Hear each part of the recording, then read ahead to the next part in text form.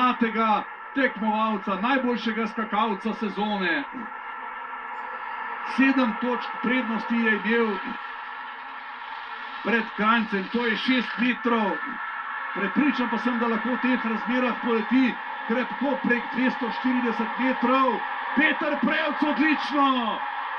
Okrog 245 metrov.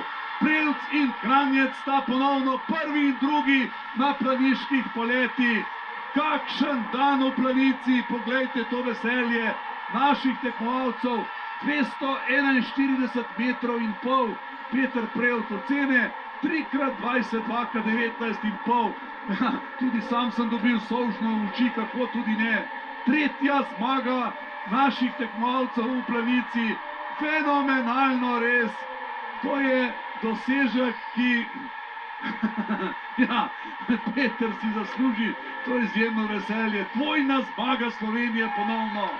Prvi Peter Prevc, drugi Kranjec, tretji Forfang. To so trije tekmovalci, ki so zaznamovali finale tega svetovnega pokala. Res neverjetno, neverjetno, neponovljivo, oziroma prihodnje leto si bomo dejali ob koncu sezone. Upajmo, da bo podobno uspešno kot leta 2016. Tu ta fantastičen polet Petra Prevca, 241 metrov in pol, kar trikrat je dobil oceno 20. Samo sodnika iz Nemčije in Poljske sta mu dala pol točke manjšo oceno. Ne vem, kje sta videla tisti odbitek pri tem izjemnem telemarku. In Peter Prevc je torej dosegel 15. zmago v tej sezoni.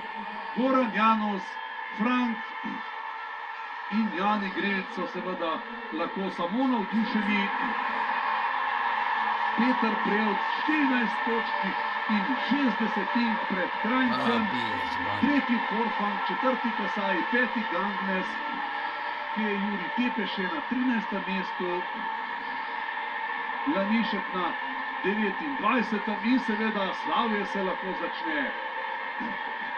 Končni vrstni red svetovnega pokala. Peter Prevc 2303 točke, 813 točk, ki ima prednosti pred drugouvrščenim Freundom, tretji Gangnes, četrti Hajbet, peti Forfang, Robert Kranjec pa je na koncu na 13. mestu svetovnega pokala.